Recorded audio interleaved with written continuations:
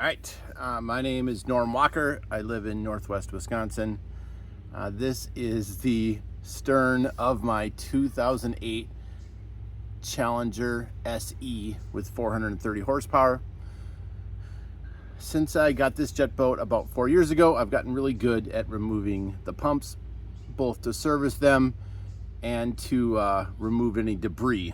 The downside to a jet boat is that you are going to suck something up. It's just a matter of time. We do a lot of boating in lakes and rivers here, and unfortunately, sticks, seagrass, lake grass, and the occasional rope are pretty easy to suck up in this thing. So if you are thinking about getting a jet boat, it's something to be in mind. I always have a dedicated person to watch a rope, even if I'm just pulling around like the swim mat for the kids or towing a kayak behind the boat. I always have someone that's just on rope duty. You know, sucking up one rope can really put a dampener on a weekend. It takes about probably 40 minutes round trip to take these off, clean everything out, put them back on. So anyways, that's what I'm going to talk about and work on. If you have questions, throw them in the comments and I will answer as I can. All right, so I'm just going to kind of talk through the components here. If you have not done this before, it's good to know kind of what you're dealing with.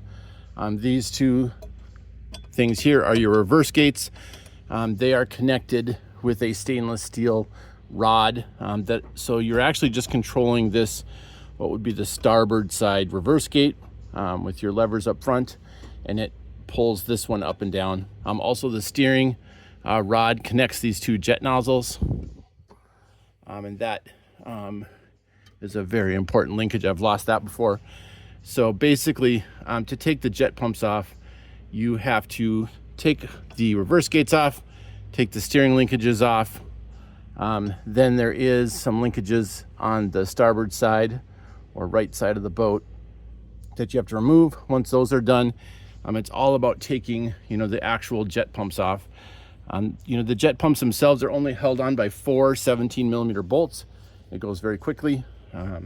I use a impact wrench set to very light. I'm trying to do these by hand is a little bit painful. So first you have to start with these connectors. Then we'll work on the pumps. So give me a second. I'm gonna reposition the camera and we'll start on that. All right, so these little bolts are 7mm.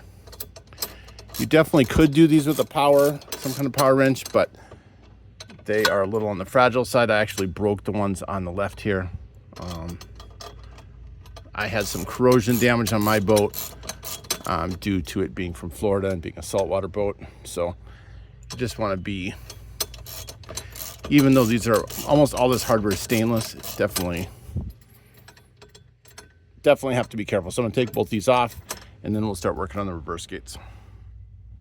All right, so I forgot to mention this center support or cross member. You can leave that on one side and just remove it from the other side, depending if you have the factory bolt still on this side. So you can just take one off and it actually has a slip off connection there. These ones on the ends are 13mm. So I'm popping these off now. And then they are kind of hooked in, so I will usually remove these all the way.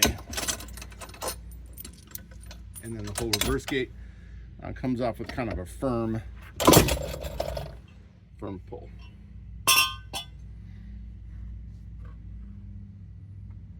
What was the other one I lost by?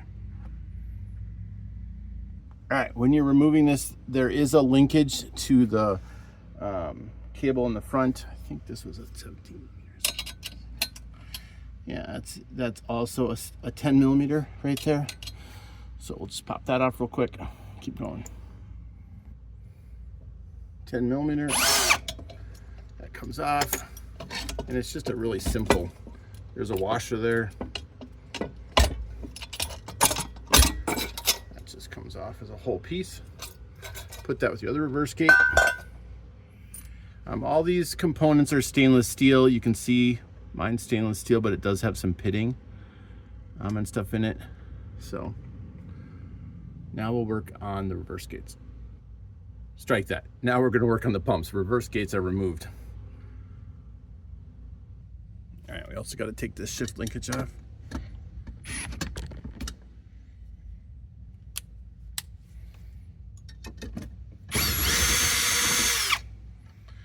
Now, if there's one thing I would do when you reassemble, and I'm running into it now a little bit, is I would use some kind of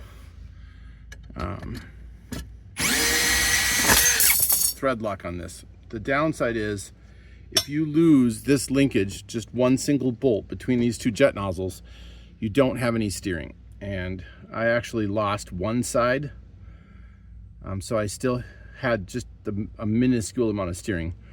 I was able to get back to the dock, but it took a little while, and I actually ended up just shutting down the port side engine and just steered with the starboard engine, which worked. It worked, and I was luckily in a no wake zone, so I didn't have 20 miles to go, or 10 miles even. I just had 600 yards or something like that. It wasn't that bad. So anyways, I'm gonna get my tools together. We'll start taking jets off. All right, once you have your reverse gates and your steering linkage removed, the next step is to take the shift cable. There's like a seated port, I don't know what to call it, and basically you're just gonna pry it up really gingerly. This particular component is not one you want to break, so just kind of take your time. It very smoothly comes up. There is supposed to be a cotter key that kind of holds that in. I seem to have misplaced that. I'll have to make a run to the hardware store when I reassemble this. All right, excuse the noise, but I always use my impact for this. When it goes on, I usually do it till I put on the lowest power setting, and then I just barely snug it up, and then I will complete the tightening with a hand wrench.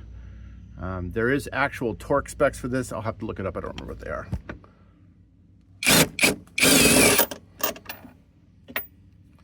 There is a stainless steel washer on each of these points.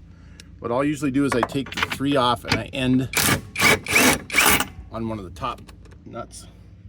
These are a fixed bolt. They're hard.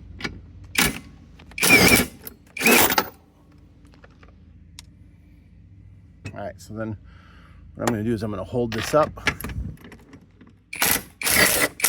take that last one off, and then when you take this out, you're going to remove the impeller. There is a rubber boot on the drive shaft, so it's a firm. I might knock the camera over for this. Let's see what we do here. And you're just wiggling side to side, up and down, and it comes out. And it's heavy, so. Oh, haha. I screwed up. I forgot one thing. There's actually the shift, or pardon me, the steering linkage on the right-hand side. Pause, I gotta get rid of the tool. All right, I don't know how I forgot about that, but I guess talking to the camera and working is harder than it looks.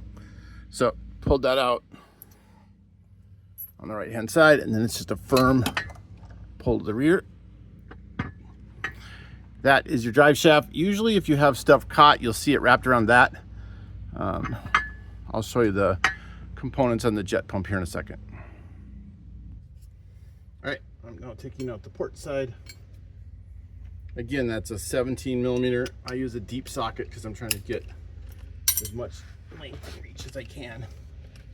Start with the bottom.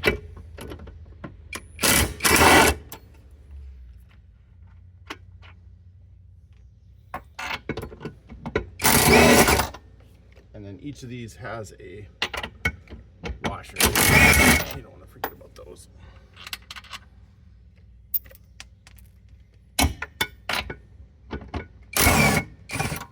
You'll see that droop down a little bit. Then it's just a firm, you're just gonna wiggle it a little bit. And when I put these back in, I grease them up pretty well. But you can see I got a bunch of debris and sticks and all that good stuff in there. All right, so this is what the rear, I don't know what they call it, jet boat tunnel, or jet tunnel. You can see the grate up there that's supposed to keep stuff out. We got the drive shaft. This is a plastic thing that the jet pump seats into. It's got your mounted bolts. This here is a water feedback system for the exhaust. It cools the exhaust. And then you can, mine droops a little more. I'm missing a part on mine. I actually had something fall off, but this droops down a little bit. I actually have a holder. I'm gonna grab those and show you what they look like. All right, so if I'm just popping these off and popping them back on, I don't necessarily use the holder, but if I'm replacing, in this case, I'm replacing the wear rings, I do. And so this is part number, SeaDoo part number 950155, I guess. It's one of their tools, and what it does is it just helps support that drive shaft so it doesn't kind of pull down, leak down. You can actually hit these with the bolts again. I'm probably only going to be about an hour till I have these back on, so I'm just going to hold it like that. All right, you can see on mine, pump or the impeller's in pretty decent shape. My wear ring doesn't look that bad, actually. This is the last one I replaced, so I'll probably do the starboard side first. And here it's got a little raspy sound to it. I do have two of these, so I will probably just replace them. This here is your drive shaft boot. That's a really important component. It helps seal things up. It goes around the drive shaft, and if you do pull a rope in, this is probably the most common thing you'll break right there. So I keep a spare one of those around. But I'm not going to do a video on wear ring removal and replacement. It's really easy. Basically, I'm just going to heat this up with a heat gun so it expands, and that wear ring should pop right out.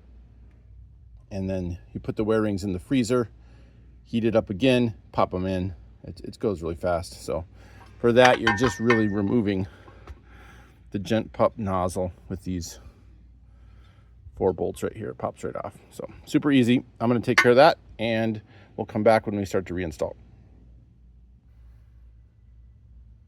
All right, I'm actually going to end the video here.